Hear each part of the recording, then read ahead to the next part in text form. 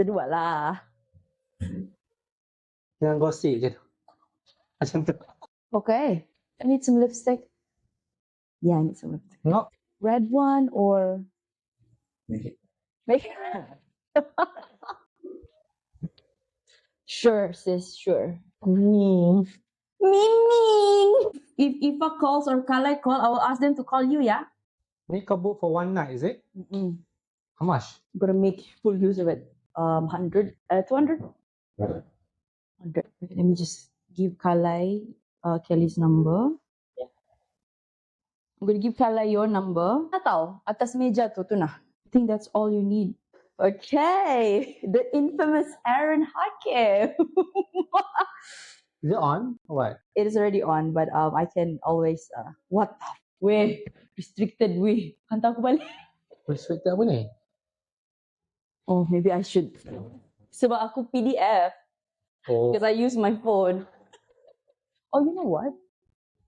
Sebab kita kan restriction semuanya. Sebab kau hantar dekat Teams. No, I cannot send to ni external email because it's Public. restricted. No. Yeah, if it's from me public, then I can. Yeah. Kejap. Aku hantar. What's wrong, babe? I have to send it via ni. Dia PDF sebab panjang dia punya tu. Aduh.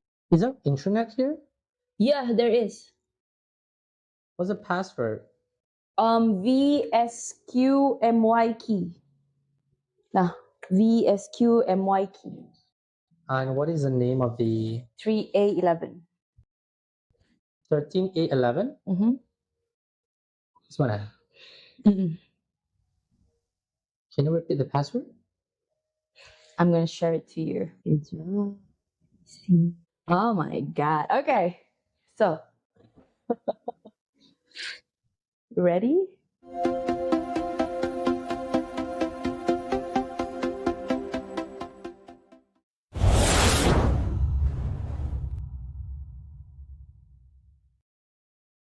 Hey. Okay, we're on roll anyway, so right. Hello. Shall we start? Okay, hi guys. My name is Nicolette. This is my good friend Aaron / colleague. He goes by the name of Aaron, and I am the podcast creator titled "You're Worthless." Read that again. Juxtaposition of your very soul. So today is my first day recording face-to-face video podcast with all of my guests, and right now we have Mr. Aaron Hakim here. And before I read out his introduction, because that's part of my ritual in my podcast, let's ask him how is he doing. How are you? I'm good. I'm doing great. And obviously feel honored to be invited to your worthy podcast or your worthless podcast. So it's a wordplay. You're worthless because I want people to have a double take on it. Right. So oh, what the heck is this? But to make it simple, is you're worthy. Yeah. Right. Yeah. Apart from that,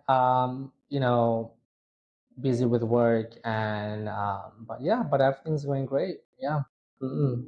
Perfect. Okay. So let me read out an introduction about Mr. Aaron here. So,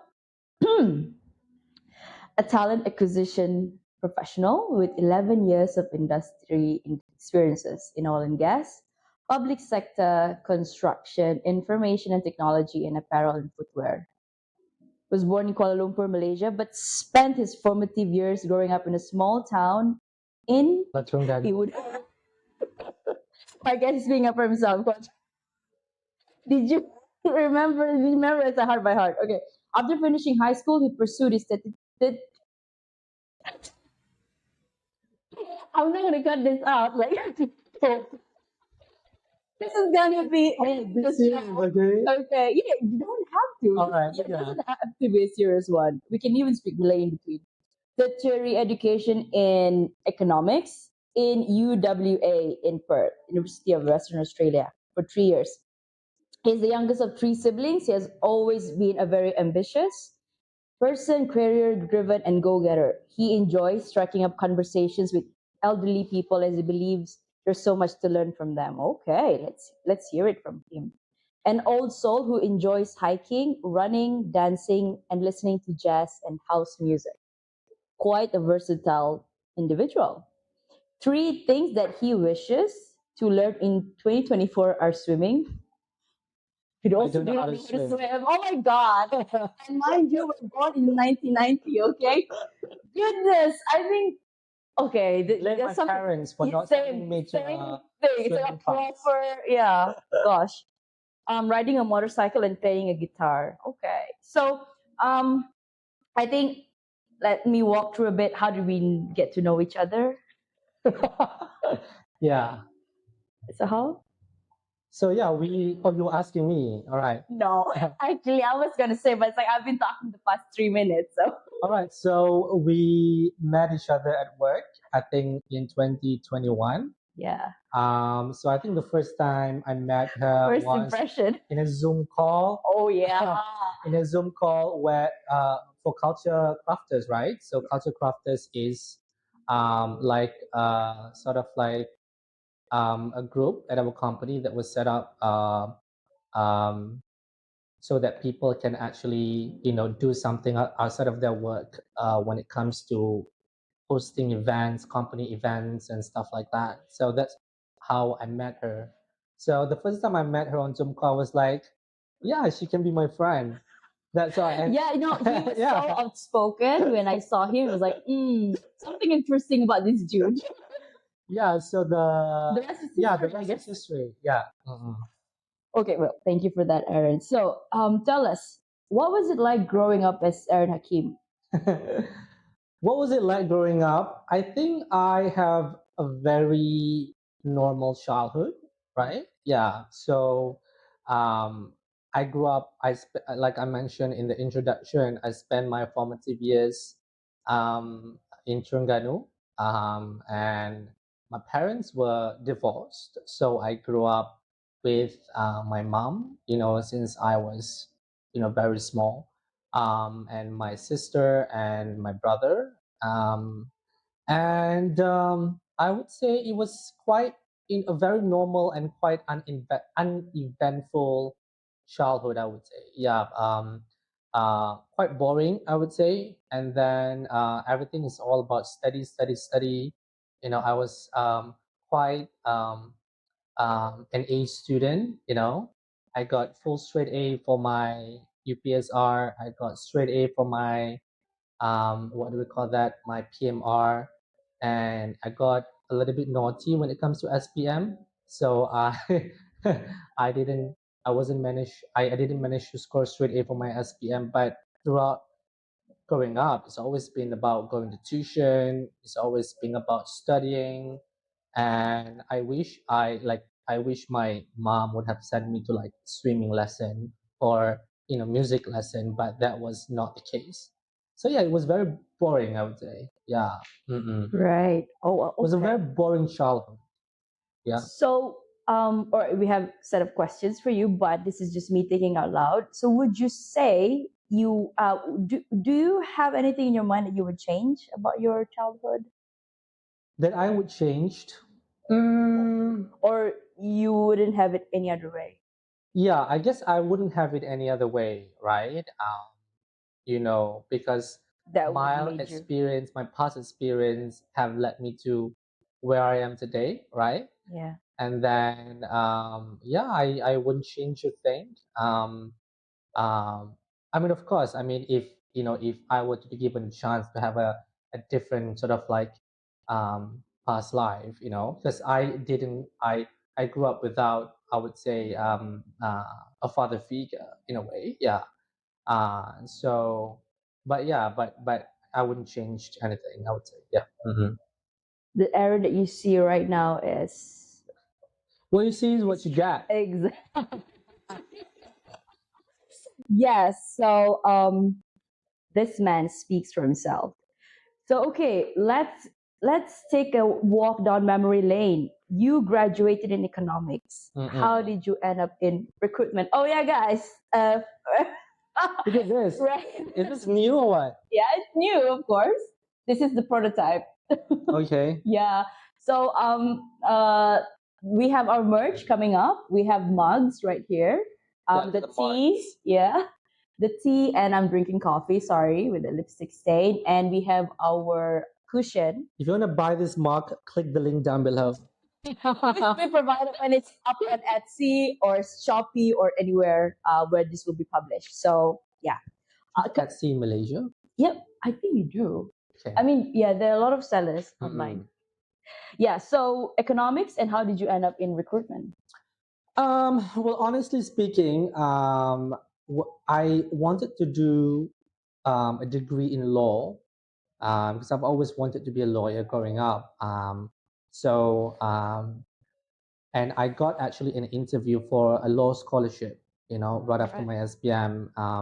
But my late mother wasn't really approving of me doing law back then. And then I just decided to go to another scholarship interview with Petronas, which is the economics, right? Yeah, and I got it. I think at that point of time, my main goal was just to get out of Malaysia and study abroad. So I took it up, yeah, and that's how I ended up doing economics in Australia. It wasn't really, I would say, my first choice. Mm, Um, I accepted it because it was offered to me and it was a full paid scholarship. mm.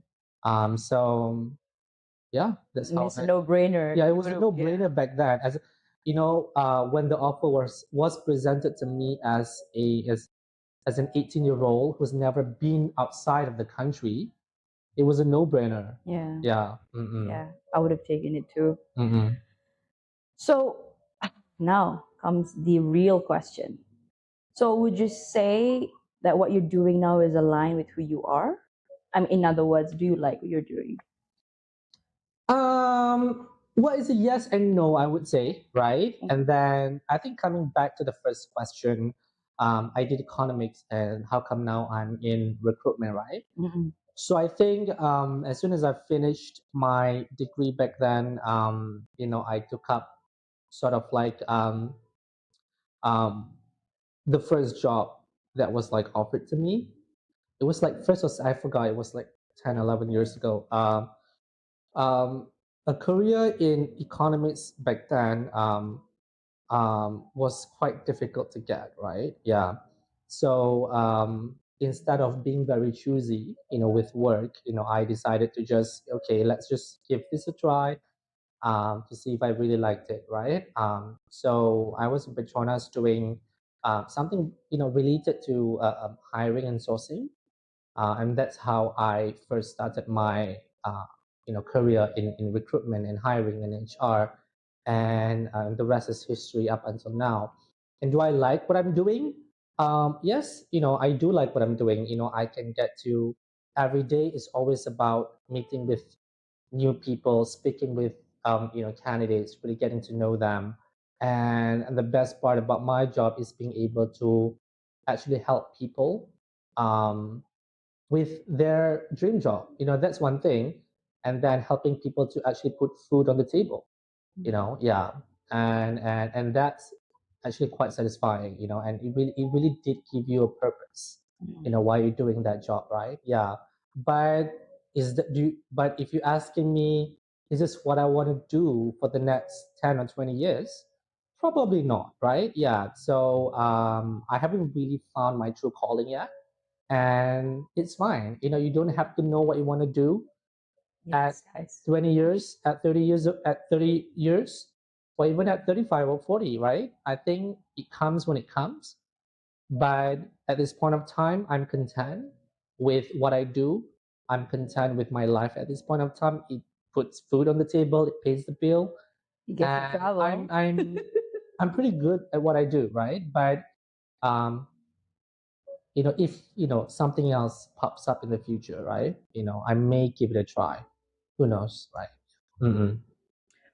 Well, I think the key thing here is gratitude. As I always say with my other guests and also Kelly just before this, I think the key here, oftentimes I myself envision at 30 I'll get everything in life settled, like sorted. But no, No, it's this not. It is doesn't work another. that way. It doesn't work that way. Yeah, so I do actually had a friend. He's been in banking for, since he started working, right? And then what do we call that? When he started, when he reached about 34 to 35, he realized that okay, this is not what I want to do anymore. He sort of like reached a career rut, Mm. and then he switched his career to event management. What a switch. Yeah, and then he's never been happier, right? Yeah. So it doesn't matter at which point of your life, what age you are. If you don't know yet what you're supposed to do, what your true calling is, it's fine. It's not the end of the world. The true calling will come as it comes, right? Yeah. And I think that, Maybe I'm meant to be a singer and a performer. Who knows, right?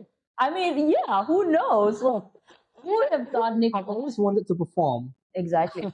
I mean, yeah, trivia guys, we were Yeah, were we did. performers. Yeah. Dancing Queen. Annual dinner last year. Yes. At first it was hideous to me, but I think when I look back at it, I think we did pretty well. Yeah. We won for the team, right? Because nobody wanted to perform. Of course. And to be honest, we didn't have the budget to hire performers. We were too poor. Yeah. Yeah, to hire an entertainer. Yeah. So we entertain ourselves and the guests.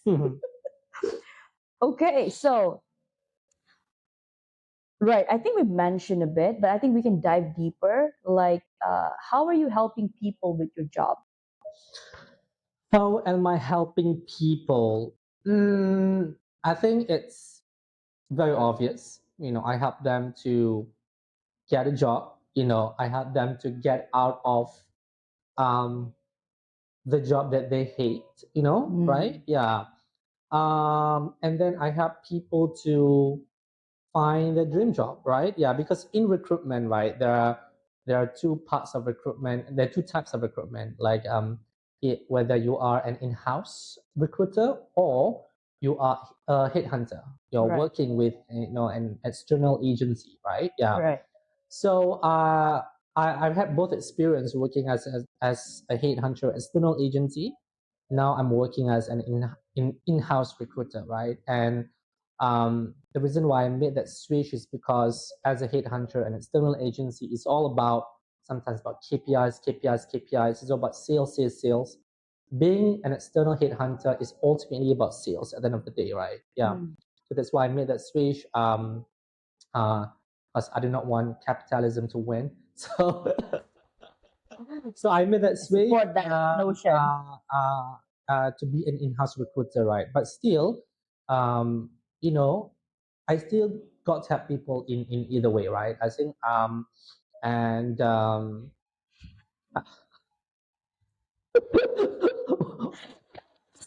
Sorry, I just remembered an event or something that right, yeah. happened between the two of us.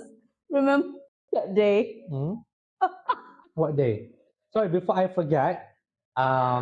So one thing that really made me grateful about my role as a recruiter was when um, this lady, which I helped to get a job when I was back as an external headhunter. Right. Once I think she was, in a career rut. She really hated her job. She was in a burnout. Yes. And she hated her boss.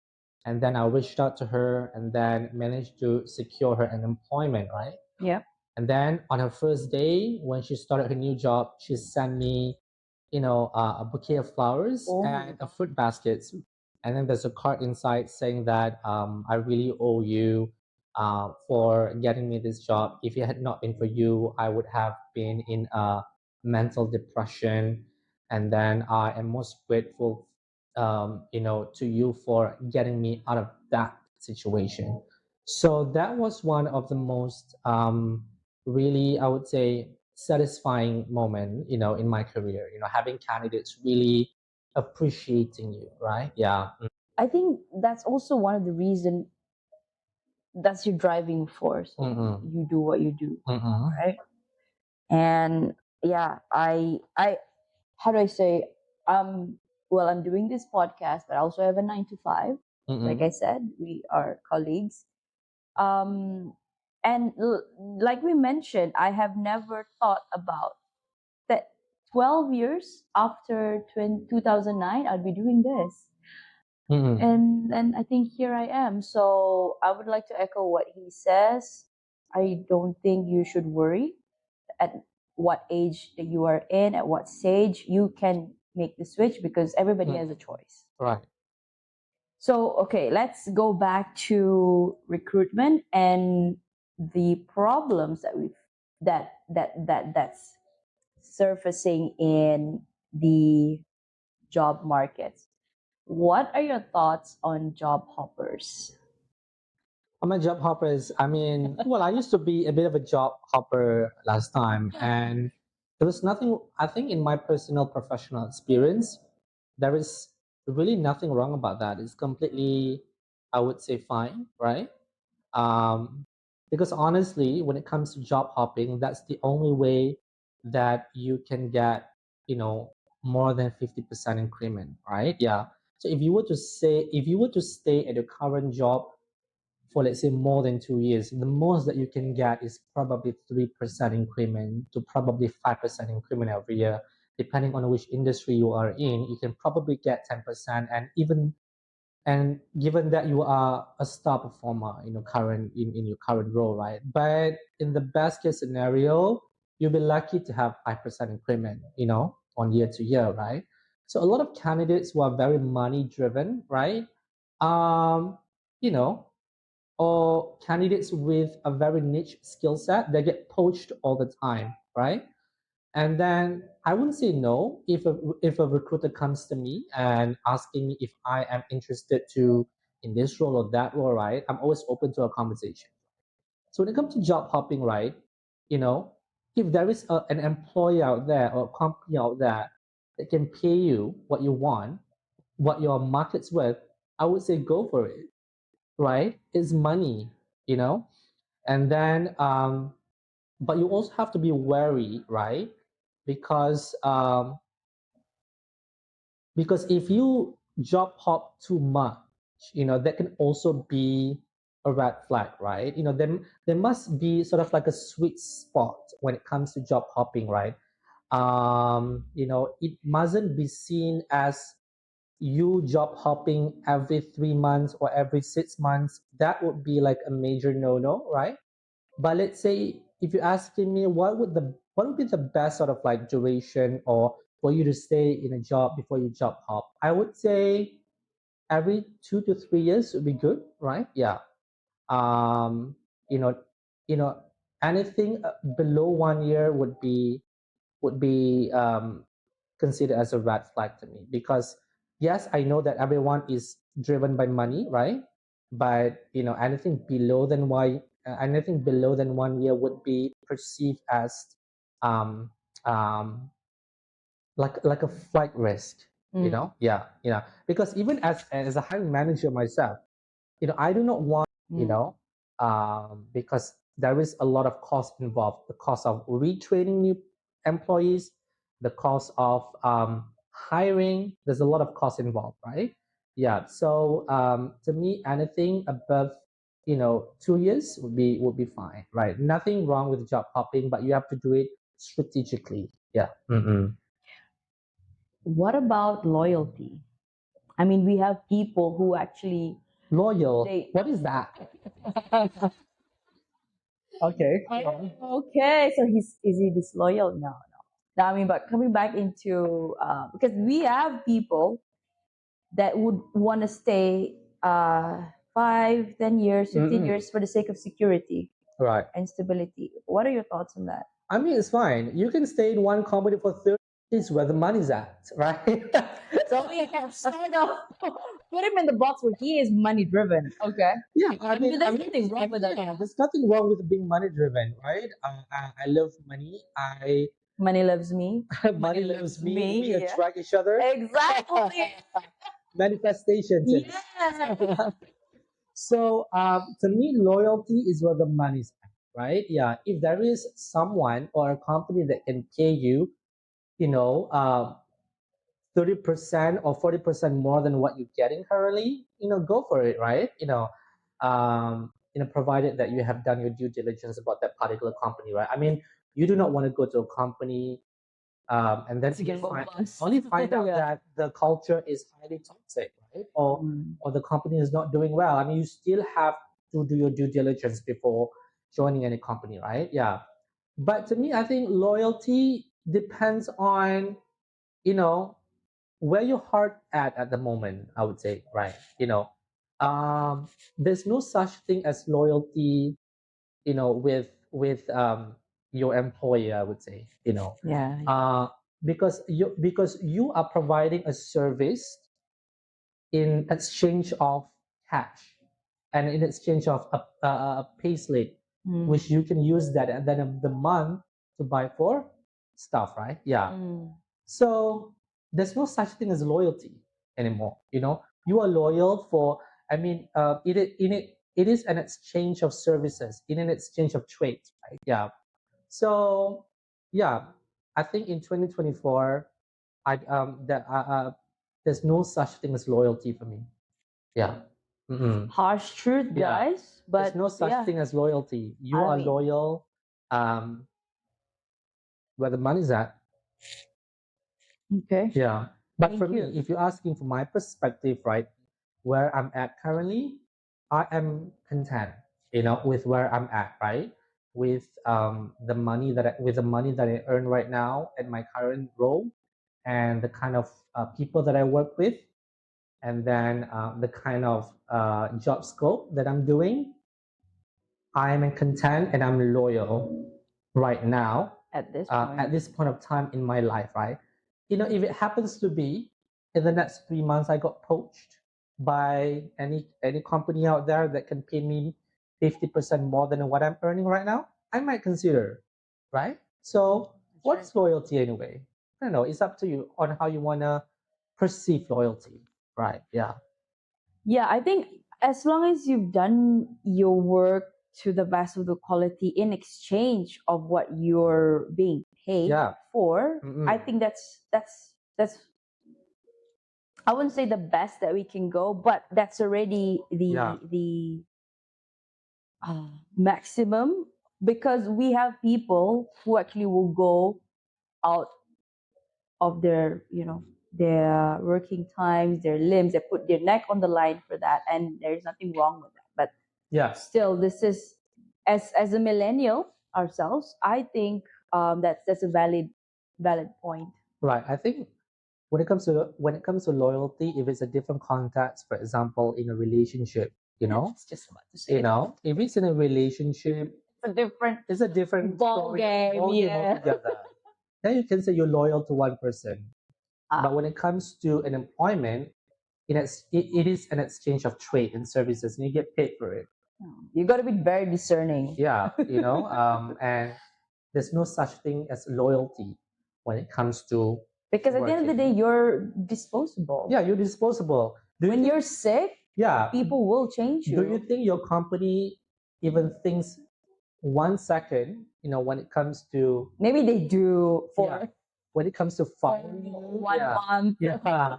So yeah, I mean, do not put your entire life in work, right? Because it doesn't define who you are. Yeah. Oh, you just touched a very Yeah. good point Because on the essence of my podcast. yeah, because if you drop that one day, I'm in recruitment and hiring, right? If you drop that one day, or if you resign one day, the company will already post a job ad for your replacement the next day already. Oh, So gosh. yeah, there's no such thing as loyalty for me. So know your values, guys. Yeah. Okay. Right. So how can candidates be better prepared for an interview?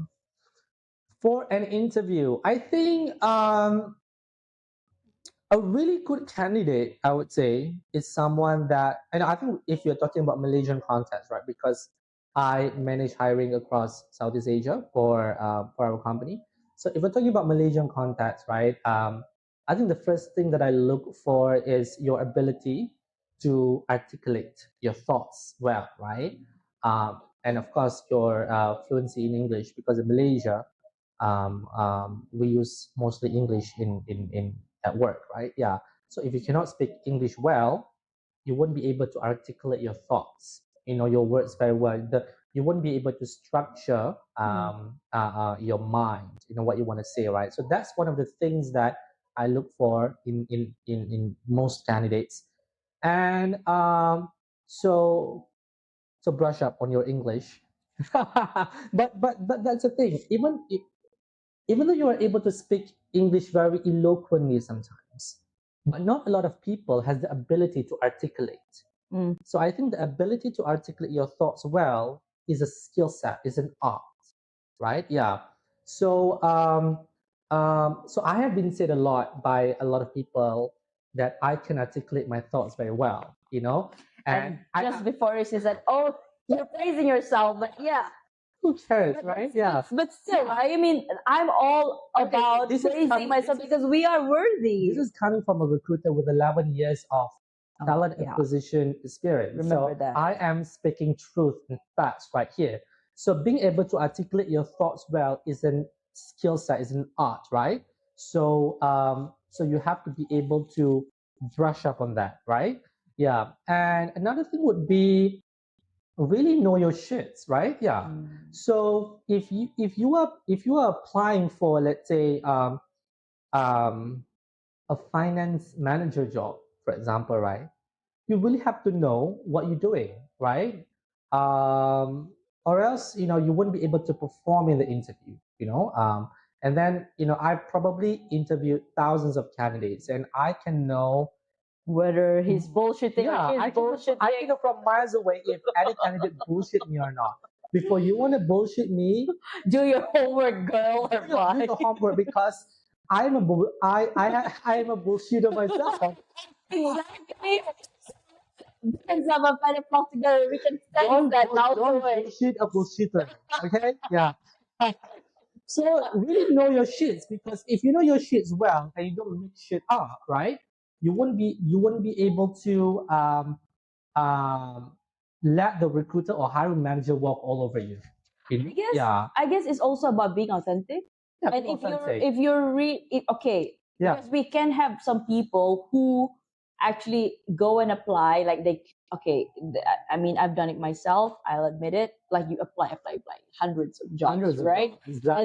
And then because we're trying to spread our eggs on all baskets, so we're trying to see which one gets which one sticks on the wall. Exactly. So and I think um it's also good if you're honest with the recruiter that, okay, I might be good at this. Yes, I'm good at this, but I am not so good at this. But it is your call or the reporting manager's call whether you like me or not. So I think that's if I were to say that being authentic has gotten me through some doors that I thought was closed. Yeah. Before. So I think another thing would be what we're really looking for as hiring managers sometimes is I would say the eagerness, the eagerness to the energy you bring to the table, energy, the attitude, the eagerness and willingness to learn, right? Yeah. And the right attitude. Because attitude will take you far. Exactly. Skills, you can learn it. Well, I mean, there are no perfect candidates in the market, right? Most of the time, if my hiring manager say that I want this, I want that, blah blah blah, from A to Z, I would say to the hiring manager, look, get on the call yourself and you find a person. What you're hiring is what you want is a left-handed astronaut. It doesn't exist. I'm a lefty. Yeah. I just need to become an astronaut. If you really want this kind of candidate, you can ask your mother to hire, right? Yeah. So this is what, because as a reporter, I need to be very honest with the hiring manager. This is our market right now. We don't have this kind of skill set in the market, so we have to be a little bit flexible on this. Is this skill trainable and coachable? Yeah. So sometimes we are actually hiring for attitude. We are hiring for the eagerness to learn. We are hiring for whether you have the capacity to be trained, right? Yeah. The hard skill or the technical skill set, that is something that you can learn on the job, honestly. But if you don't have the right attitude, you know, it's not going to work out, right? Mm. Yeah. So you have to make sure that during the interview, you really showcase your, you know, willingness to learn, your eagerness to learn, and any past projects or initiatives that you have done that really showcase that kind of attitude. So that we're live, all right? Yes, we are. Okay, yeah. So I would say yes. So those are some of the very critical things that we look for in candidates. And another thing would be No, this is the longest conversation that I have with him where we're actually serious right now. and before I forget, Yes, yes. just interrupt me. Oh, sorry. The host will, okay, the host will zip it out. Okay, go, So go. another thing would be your first impression. You know, Oh, in yeah, terms it of counts, it counts. first impression is really really important, right? Yeah. In terms of the way you dressed, you know, sets the tone. You know, yeah. So make sure that you look good, you know, on an interview. I know that these days everything, a lot of the interviews are done through Zoom, right? But still, it doesn't negate the fact that you still need to look prepared and Presentable. presentable. Yeah. Yeah. Well, Yeah, I think it doesn't just fall into the career aspect. Also, when you're going on a date, would you want to yeah. show up? Do you wear flip flops when you go on a date? Obviously, no, right? Yeah. Exactly. If it's Gucci, not even. Or If Dior. it's Gucci, then maybe we can, you know, we may give that a pass. Okay, so how do we negotiate for a higher salary? How do we negotiate Take for? it or leave it. Okay, no. I'm imagining. Yeah, you're kind of correct though. I think when it comes to negotiating your salary, right, it's pretty much take it or leave it, honestly. You know. So, Wow. but you know that this coming from an employer standpoint or perspective, but as a candidate, you really got to know what Your is shit. yeah, you get to know your shit, of course, but you really got to know your market's worth. Mm. What is a salary that is being paid out at Mm. your level in the Right. external market, right? Yeah.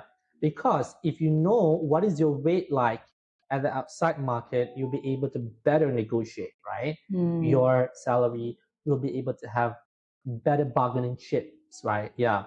Because more often than not, right, you know, as a company, we already have a pre-approved pay range. We already have a budget already, Yeah. right? It's a range, honestly, right? Yeah. So, like what you said, yes. I mean, as a recruiter, I do have a figure, right? So, but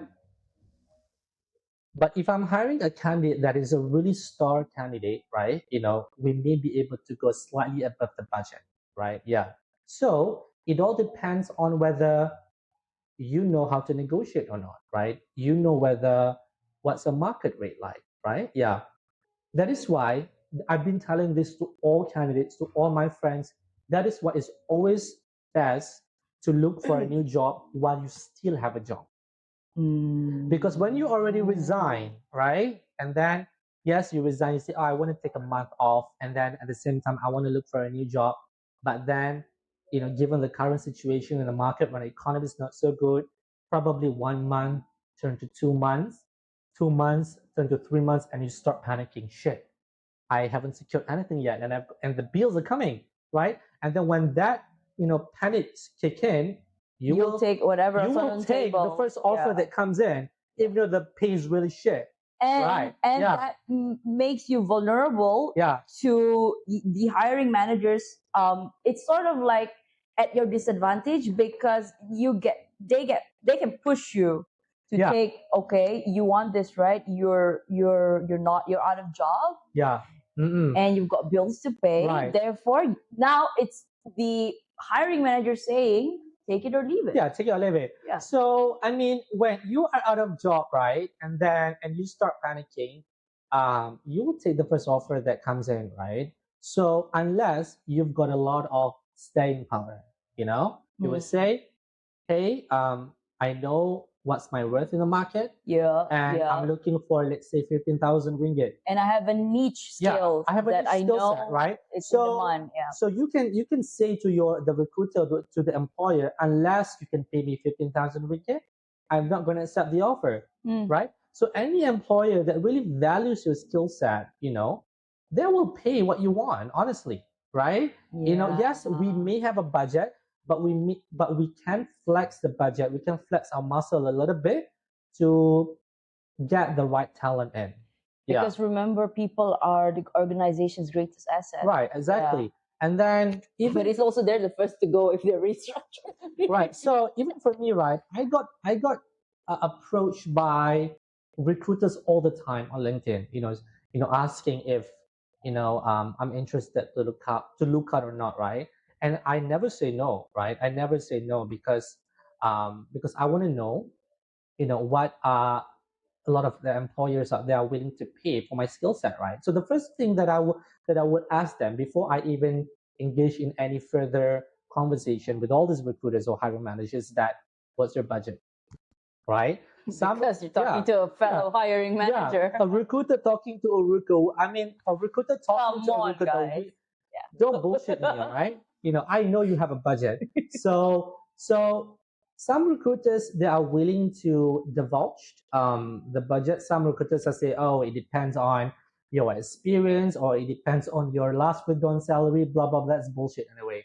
So thank you for giving us that golden nugget. Yeah, so that's bullshit anyway. You have a budget, and of course, I mean, for certain candidate, you know, if you have if your years of experience is lower, of course we will pay you, lower than the budget, right? If your experience is a little bit higher than that, we will pay you at the high tier, right? Yeah. So I always ask them, their budget. If they're not able to disclose their budget, I will tell them what I want, right? I will tell them, um, yes, I am willing to consider any open roles, but for me to move, I need X amount, right? If your budget is less than X amount, then we don't have anything to talk about, right? Yeah. So I mean, I give them an ultimatum because I do not want to waste anybody's time, right? So imagine if I agree to an interview or a conversation and went through 4 rounds of interview, only to find out at the end of the day they cannot even afford to pay me, right? So that's bullshit to me. So candidates out there, know your worth, and then please know your worth in the market, right? So always iron out the salary expectation from the onset, from the very beginning, because you don't have time to waste to go through 5 rounds of interview and find out they can't afford you. So that's bullshit. Wow, it's a lot of wisdom in there. Like I have some question I wanted to ask, but I lost my train of thought. Never mind, it will come to me. Okay, what do you do if somebody? So if there's somebody is stuck in a career rut? What do I do? Not you, people in general. Well, I mean, what did your friend? Sure let's take that. I'm not sure you know that I'm also a certified career advisor at the company that we work for. I didn't know. Yeah, I'm certified, so you can actually book my time to on Calendly to talk about your career aspiration.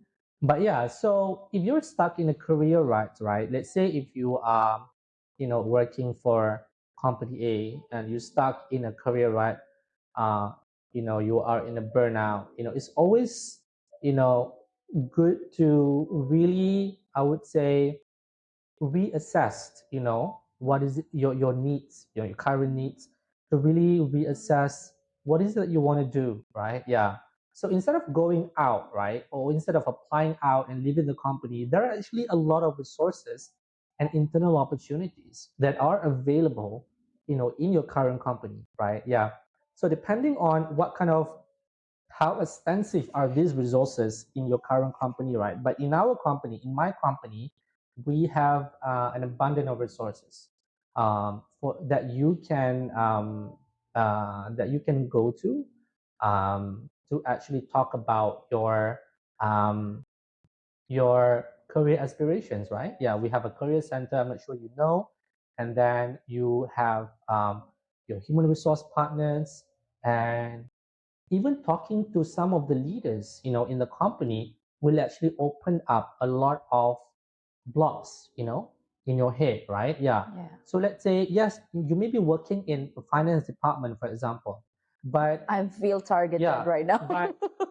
but you are interested to try something in customer service, right? Yeah. And then, but you want to know more about what that department does, right?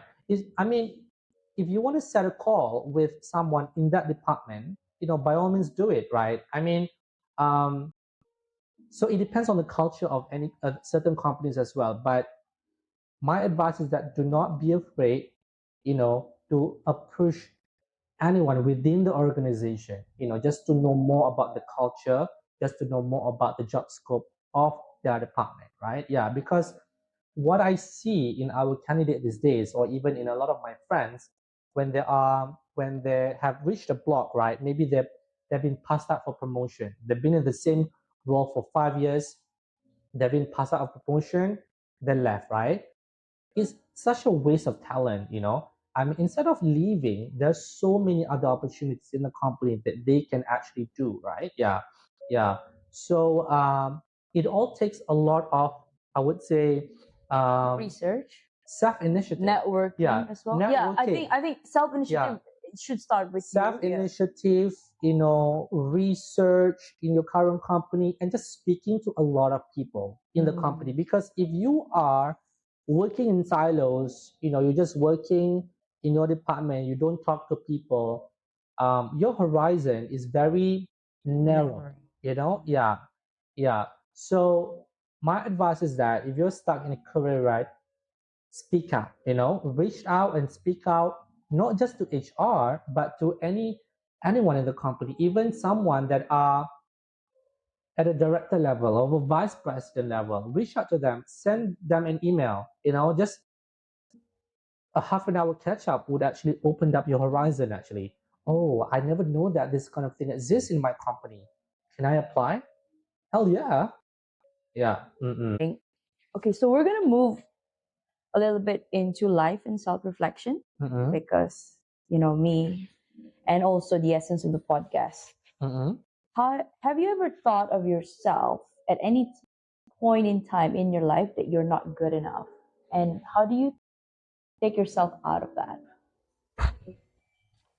That I'm not good enough, right? Yeah, I think a few times, I think it also stemmed from the fact that you do a lot of comparing, Yeah, this day and age. this Yeah, day that's and true. age, especially among your peers that are doing so much better than you are, Yeah, that yeah, are yeah. earning twice or thrice than what you're earning right now, that are driving better cars, buying houses and stuff like that. Yes, I mean, I do compare myself to them, and I cannot have the fact that you tend to compare, right? Yeah, but I think at the end of the day, we all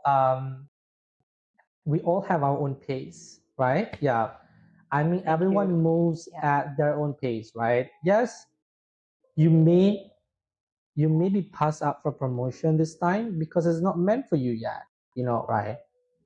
It It's could true. be next 2 years. It could be next year. Who knows, right? So for me, I always believe in, um, like in Islam, we believe in rezeki, right? I always believe in rezeki, or I would say something that is meant for you will be yours anyway. I always believe that, right? Yeah, What is meant for yeah, you will never pass you by. yeah. What is meant for you will never pass you by. Oh, Yeah. that's so So, true. instead of really, um, instead of, I would say, being in a state of mind of always comparing myself to other people, I like to live in the moment, right? Yeah, enjoy the present and live the moment, and that's the only way for you to actually be happy.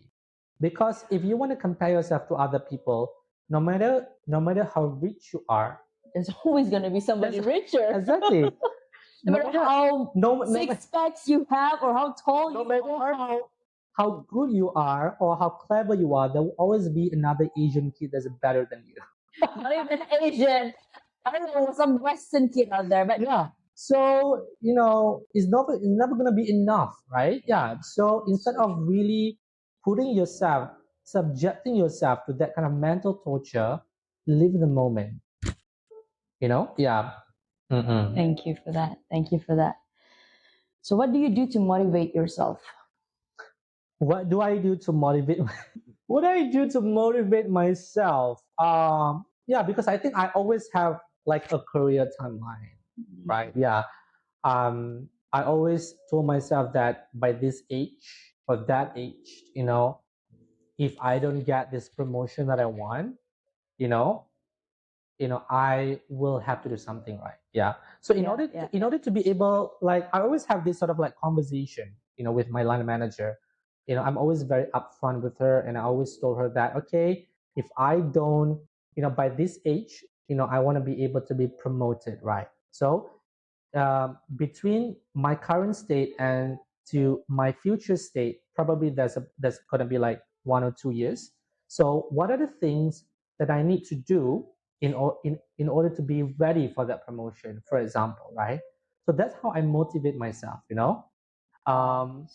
Yeah, Self-initiative, self-starter. yeah, because I need to know what are the gaps and what should I do in order to close the gap, right? Yeah. So that's how I motivate myself to get what I want, right?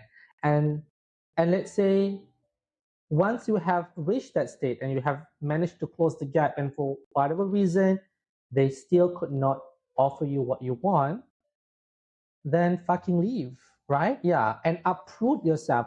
Okay, this is one. Yeah, This is one. uprooting. Yeah, this is one problem that a lot of our society have, right? They are afraid to uproot themselves. So that is why you see a lot of people that have been in the same role for 10 years, for 15 years, never been promoted, right? Yeah. It's either the problem with their company, or is their own, they are just too afraid to approve themselves, right? So and then I've said this to a lot of people. You not being promoted is actually you entirely 100% your own fault, because you are not brave enough to uproot yourself and go out there. Yeah. Then coming back Yeah. again, we can take this on the flip side of the coin. Some people, they just do not want to be, because they're content and they're happy with where Yeah, they it's are, fine. and they Yeah. don't want to Okay, that is a have totally- added yeah. responsibility. That is totally right? different story altogether. Yeah, If they're yeah. content, then so be it, right? Yeah. If you're content, Then don't come, don't come. I would say complaining or bitching Yeah, about. of Oh course. God, I got passed Okay. on If promotion you again. are content cleaning toilets for 30 years, hats off for you, right? Maybe that's what you want to do, or that's what you like to do, right? But if you are not content doing the same job for 20 years and not being passed for promotion, that is entirely your fault. That's true. Yeah. That's true. Mm-mm. So, what is your advice to younger generations about their career and their purpose in life? Like, what should they anchor on at this point? What should their anchor on? What should they anchor on? Like, how are they gonna align themselves? I think Yeah. I think a lot of Gen Zs these days, right? I'm sorry, Gen Zs are always the ones targeted right now, but they are the ones entering the market. Right, That's true. They Yeah. are the next coming generation. Exactly. Exactly. And we cannot look past this, right? So I think Yeah, okay, yeah. let's not talk about Gen Zs. Let's just talk about people in general, right? Yeah. No, but I think it's worth talking about Gen Z. Let's touch Gen Yeah. Z's a bit, and then general. Yeah. So I think And then after this, millennials. I think with a lot of Gen Zs these days, right? My advice to you guys is not to be so Picky. hooked up, not to be so hooked up in um, um, finding what you like, right? And finding what you want to do. Because at the end of the day, um, it is what it is in the market, you don't always get what you want, right? And then if you don't get what you want, what are you gonna do? Are you just gonna sit around, shake legs, no, and wait for right? And wait for that particular job that you work for. the Yeah. divine retribution, the divine intervention, right? No, it doesn't always work that way. So my advice, but do it with I would say a lot of do it a lot of integrity. Do it with Yes. a lot of diligence, Yeah. with the right mindset and with the right attitude, right? Right. Because when I started recruitment, I don't even know if I like recruitment. I don't even know if that's what I want to do, right? But I do it anyway, and has got me to where I am today with promotion, better salary, yada yada yada. So doing something that you don't like in the first place is not always bad, because you always have to give things chances, right? Yeah. So that is my advice. Give things a chance. It could be that you're really good at it, right? And then it will take you places, right? Yeah. And then do not be so impatient, right? So, if you don't get promoted in 1 year, it's fine. Yeah, I think a lot of Gen Zs these days, they'll be like, oh, I got passed up from the promotion. I've been in the company for like 3 months. I mean, give yourself time, right? Yeah. It doesn't always work.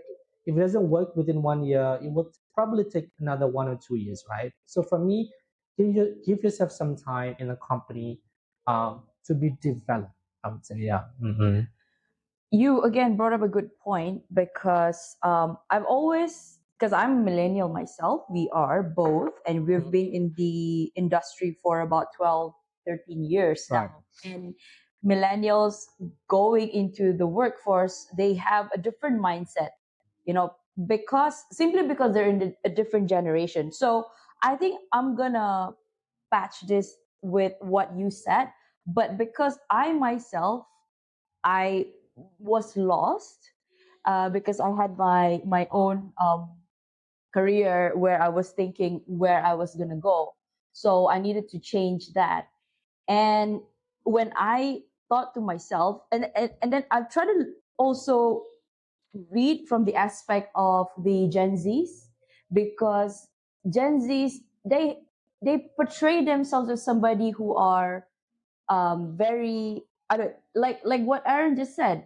I want what I want, and I want it now.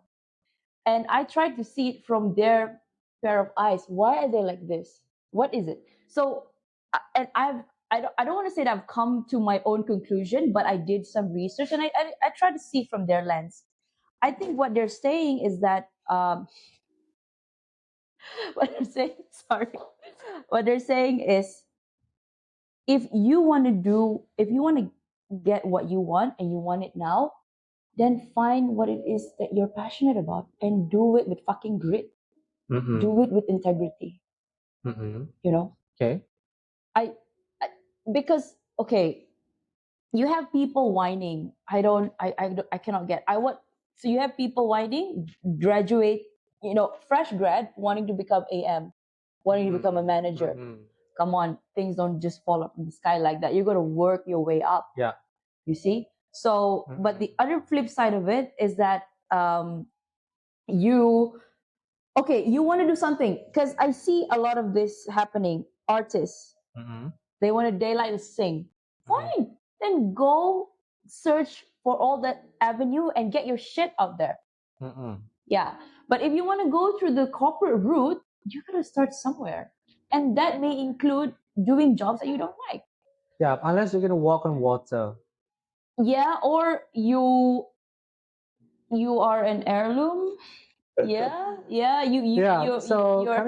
Coming back to your question, why are Gen Zs like that, right? I think it it can be attributed to a lot of information that are available at their tsunami of disposal, information. right? Yeah, that's true. So, because I think growing up, we don't even have iPad, we don't even have a smartphone, we don't even have internet, right? Back in the days. So right now, Gen Zs have all this wealth of information just at the tip of their fingers. So they have this mindset of, they can do it whatever they want, right? But when they finally come into Reality the hits. reality hits, they'll be like, oh shit, I'm not ready for this I'm shit. not ready for this shit, right? Yeah. So my advice to you is, you have to ground yourself, right? Yeah, to Ooh, I ground love that. yourself I love that. and really learn a fucking trade. So when you learn a trade, you will really learn a skill set, then you can negotiate. You can bargain. Position yourself. Yeah, position yourself. If you are straight from freaking uni with zero experience, you are at the bottom rung. Yeah. Yeah. Right. So, what is your advice to millennials like us? My advice to millennials like us, Live life. Carpe diem. live life. Dolce far niente. Yeah, I mean that's it. Like we were just talking just the other day. I think life is so beautiful at 30 Yeah, because we now have the money, right. resources. We look good. We're better at making choices Yeah, yeah. in My relationship. I think I think my Sorry. advice, I think this is the advice that I always give to myself, right? I think before I want to give advice to people, I have to make sure That you're where following through. where I am at currently at my point of life, right? Yeah. So my advice to millennials is never stop learning. Yeah, never stop learning. If you are a people manager, you always have to keep on learning how to better manage your subordinates, how to better manage your people, right? Yeah. It doesn't mean that one day you are promoted to a manager, a senior manager. Don't think that you know shit. Oh yeah, Because yeah.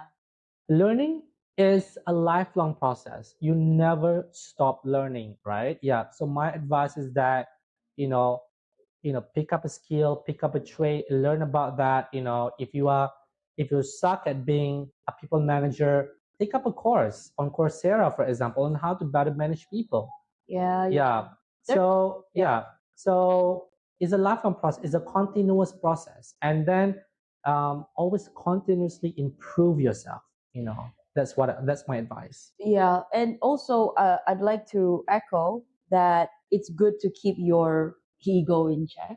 And I think being very well aware that even though you have 12, 15 years under your belt, but still there are people who have done it, they've done it way better than you have, and they've reached certain level, they've accomplished better things at your age, at where you are Yeah, right I now. think to echo Yeah. on what you mentioned, track your ego definitely. But I think the right way to, um, rephrase it is to be humble. Oh yeah. Yeah, and That's true, that's true. humility. Oh yeah. So, I mean, you'll be very surprised, from my years of experience, a lot of hiring managers have given me this feedback. Okay, what they're looking for, the reason why certain candidates are passed out, are not selected, is because they are too overconfident in themselves, right? Sometimes Boastful, would you they're say? too boastful and confident in themselves, and that rubs hiring manager the wrong way, right?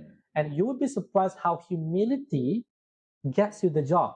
I have a lot of hiring managers who say to me, yes, I picked this candidate because of their humility. Your attitude.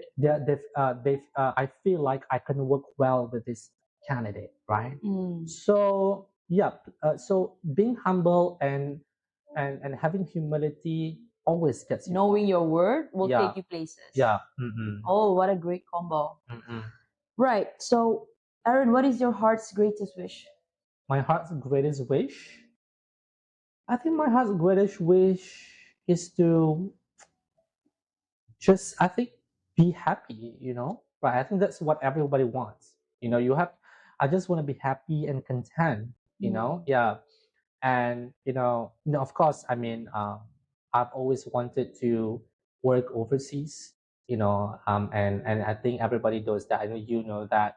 And I think that's just one of my goals in life, when that's going to happen, I'm not sure, but I do have a timeline on when I need to get the fuck out of the country. right?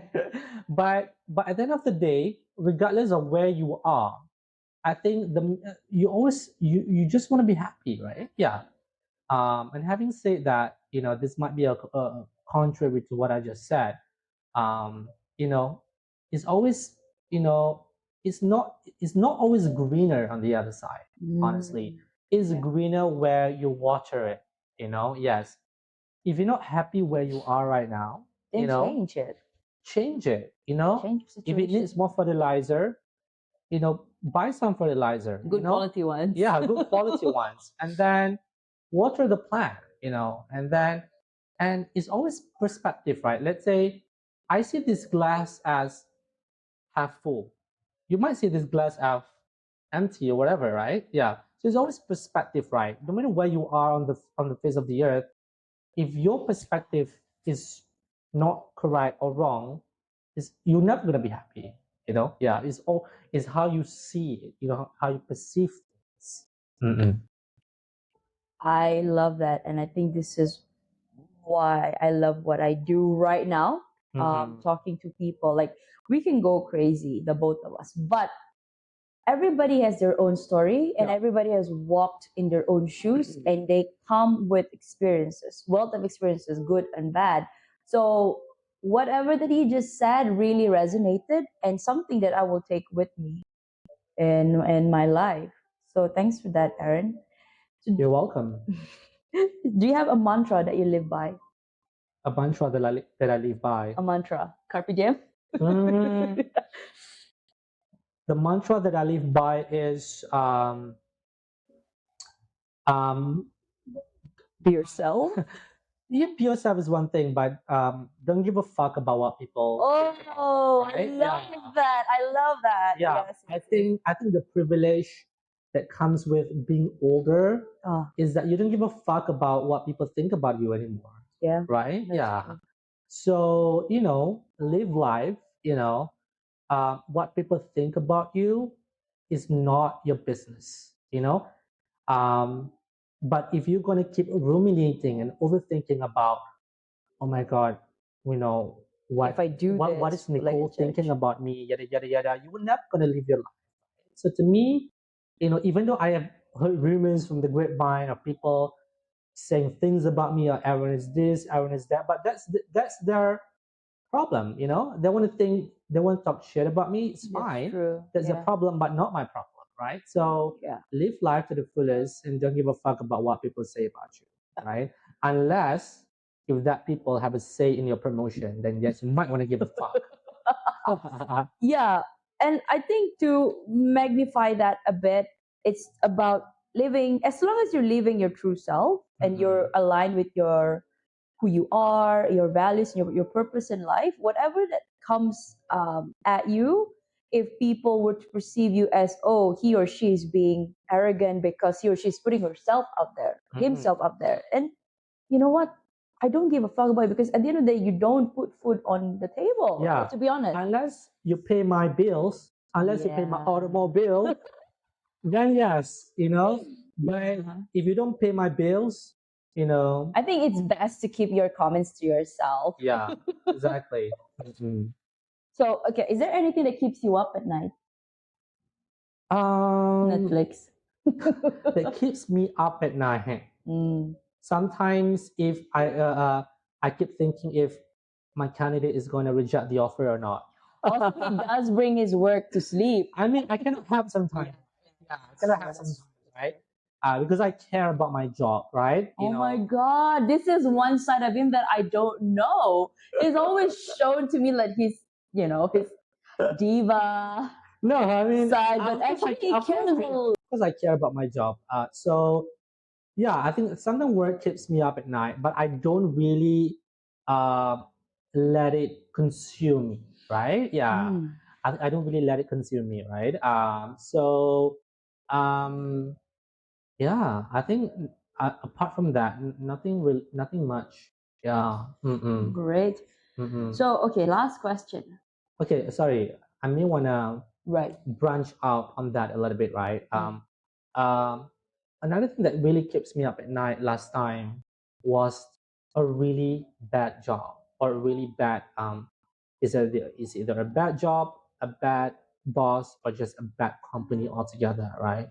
I used to work at this one company, and I really hated it, and then it really keeps me up at night, right? And then I would wake up in the middle of the night, 3 or 4 a.m., and I'm really thinking of how I'm going to go through the next day, Oh my God. I think we've all gone through Yeah. that stage. And then, and I would wake up in the morning staring at the ceiling for half an hour before even getting before I up, even get it. I mean, I used to have,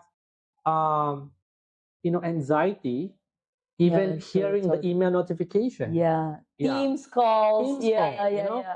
So if you are at a bad job and that really sucks the soul out of you, leave, That's right? a Yeah, red flag. leave, right? So, yeah, and that is one. Yeah, I do give exception to resigning without a backup offer, right? Yeah. If your current job really sucks the soul out of you and you cannot stand staying there and a single more minute, Yeah. then leave, right? Yeah, then leave, even though you don't have a backup offer yet, right? Because sometimes the universe will find a way, Yeah. to Pull you out of pull you that. out of Yeah. that, right? So yeah, a bad job or a bad work or a bad boss sometimes keeps me up at night. Mm-mm. Oh, thank you for being very candid and very honest. Mm-mm. Okay, last question. If you could create a quote right now to leave to the audience listening and the world as your legacy, what would it be? Book that trip. Yeah. Yeah, so book that trip you have been thinking for the past 1 or 2 years, right?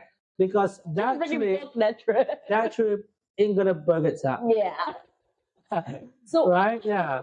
So this is one of the privilege about being in your 30s. You get more disposable income. You can book that trip. It's just that you keep overthinking, ruminating. Even though you have to go solo, I always solo travel, and it's the best thing yeah. that you can do. Right? If you're really afraid, right, about going on that solo trip, you know, because a lot of people saying that, oh, I'm afraid that people might steal my stuff. Yeah. More often Or I than might get not, robbed or more something. often than not, they don't give a shit. People don't give a shit, right? Yeah. So book that trip, carpe diem, seize that present moment, do it, right? Yeah. And don't give a fuck about what other people think of you. Yeah, exactly. Mm-mm. So, what a way to end our conversation today. Thank you Mhm. so much, Aaron. I think me, and the listeners have gained immense insights about recruitment and about your journey. And also, they learned a little bit about yourself. Yeah. So, thank you guys for listening. And as always, if you liked this episode, please follow us at all of our social media platforms. We are on YouTube, um, Instagram, Spotify, TikTok, and we now have our merch coming up. So please also leave us 5-star ratings in our YouTube and also Spotify.